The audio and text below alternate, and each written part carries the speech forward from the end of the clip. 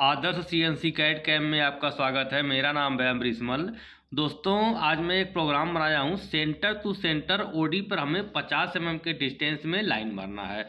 तो उसके लिए मैंने G75 कैंड साइकिल का यूज़ किया है। इसको हम प्रैक्टिकल देखेंगे कि G75 कैंड साइकिल का यूज हम करके किस तरह से सेंटर हम मारे हैं। तो प्रैक्टिकल वीडियो देखिए, आपको अच्छी तरह से समझ में आएगा कि किस तरह से हमने इसका यूज़ किया है। आइए देखते हैं practical video. Centre to centre 50 mm का डिस्टेंस हमने